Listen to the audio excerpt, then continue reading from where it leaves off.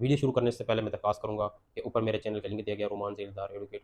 आप यूट्यूब पर वीडियो देख रहे हैं तो मेरे यूट्यूब चैनल को सब्सक्राइब करें, और अगर फेसबुक पर देख रहे हैं तो फेसबुक चैनल को, पेज को आप लाइक करें। ताकि इसी तरह वीडियोज़ आप तक। जी अस्सलाम वालेकुम। उम्मीद है कि आप सब ठीक होंगे। आज का हमारा मौजू एक नया एक मुनफर्द मौजू है कि हद के इज़्ज़त का दावा आप कब दायर कर सकते हैं, और ये किन-किन सूरतों में होता है कि अक्सर आप सुनते हैं कि उसने हद की इज़्ज़त का दावा दायर किया फ़लाँ शख़्स ने, और उसने उसमें एक अमाउंट का ज़िक्र किया कि इतनी अमाउंट मुझे दी जाए। तो अक्सर आप देखते हैं कि किसी शख़्स ने दावा दायर किया होता है कि, और वो कह रहा होता है कि इसने मेरी फ़लाँ जगह पे इज़्ज़त कम हुई है, तो मुझे दावे में पैसे शामिल किए जाते हैं कि इतने लाख रुपए मुझे दिए जाएँ, उसका हर्जाना मैं पूरा करूँ, ये जो भी वजह होती है उसकी। तो एक्चुअली हद के इज़्ज़त का मतलब ये होता है कि आप किसी शख़्स के ख़िलाफ़ एफ़आईआर, झूठी एफ़आईआर करवाते हैं, और उसको बाद में उसको अदालत से उसको बाइज़्ज़त उससे बरी कर दिया जाता है। लेकिन बाद में वो एक सूट फ़ाइल दावा दायर कर सकता है हद की इज़्ज़त का, कि इस दौरान इस तरीके से मेरी इज़्ज़त मजरूह हुई है। ज़ाहिर-सी बात है, एक शख़्स को जब पुलिस लेके जाती है या फिर उसको घर पे उसके छापे लग रहे होते हैं और वो बेकसूर निकलता है बाद में, तो उसके खिलाफ़ बड़ी उसकी एक तौहीन होती है।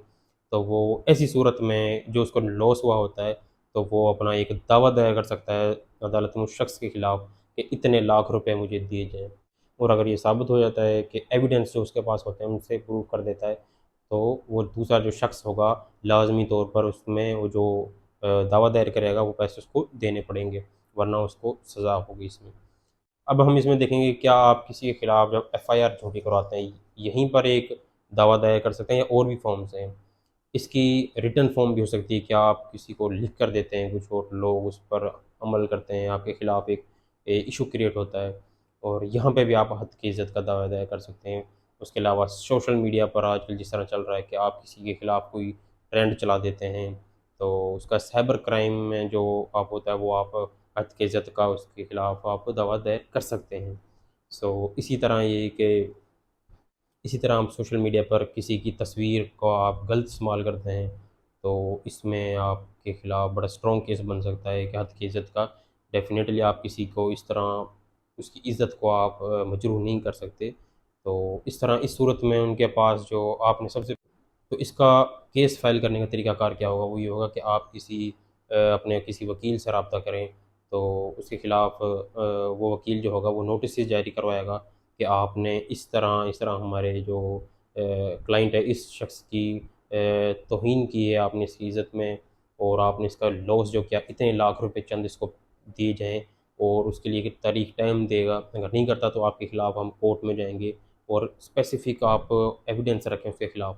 इस तरह की सूरत में वो आपको पैसे देने का बाउंड होगा, नहीं होता तो फिर आप वो कोर्ट के ज़रिए ईज़िली अपना वो क्लेम कर सकते हैं।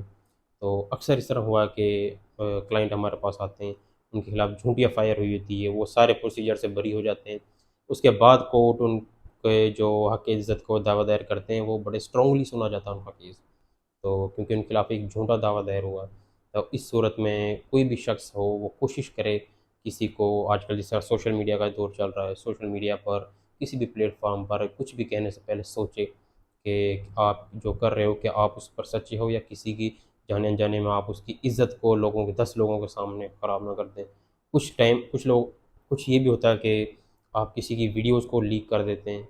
ये बड़े ही स्वेर किस्म के ऑफ़ेंसेस हैं, इनसे बचो। ये इनसे बचना चाहिए।